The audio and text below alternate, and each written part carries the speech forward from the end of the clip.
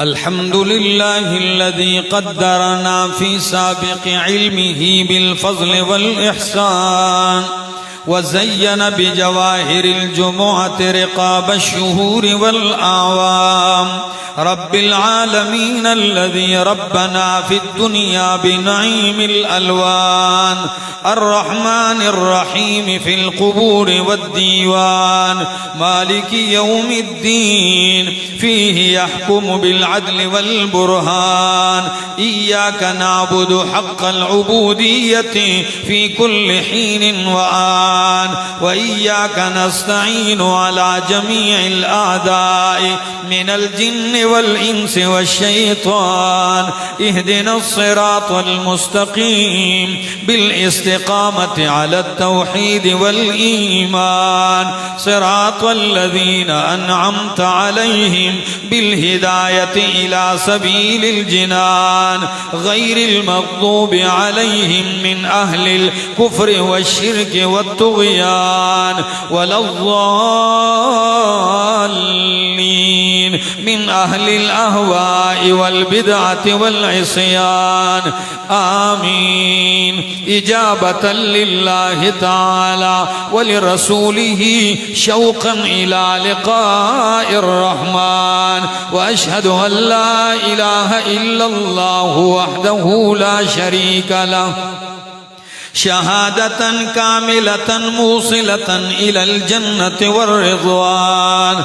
وأشهد أن سيدنا محمدا عبده ورسوله صلى الله عليه وعلى آله وصحبه إلى آخر الزمان. بارك الله لنا ولكم في القرآن العظيم، ونفعنا وإياكم بالآيات والذكر الحكيم. أستغفر الله لي ولكم ولسائر المسلمين واستغفروه إنه هو الغفور الرحيم.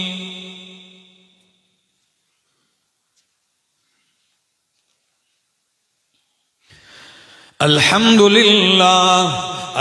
لله وحده لا شريك له، صدق وعده ونصر عبده وأعز جنده وهزم الأحزاب وحده. والصلاة والسلام على من لا نبي بعده ولا رسول بعده ولا معصوم بعده، الذي قال في خطبة حجته الأخيرة: إني قد تركت فيكم كتاب الله إن اعتصمتم به فلن تضلوا بعده. وعلى آله وأهل بيته المطهرة خديجة وعائشة وحفصة وأم حبيبة وسودة وزينب بنت خزيمة وزينب بنت جحش وجويرية وأم سلمة وصفية وميمونة ومارية. وعلى خلفائه الستة من الصحابة أبي بكر وعمر وعثمان وعلي والحسن ومعاوية. وعلى عميه المكرمين العباس وأسد الله وأسد رسوله سيد الشهداء حمزة. وعلى بناته المكرمات زينب ورقية وأم كلثوم وفاطمة. وعلى كل أولاد بناته علي بن أبي العاصم قاسمة وأمامة بنت أبي العاص قاسمة. وعلى عبد الله بن عثمان وعلى الحسن والحسين ابني علي المرتضى رضوان الله تعالى عليهم أجمعين إلى يوم القيامة.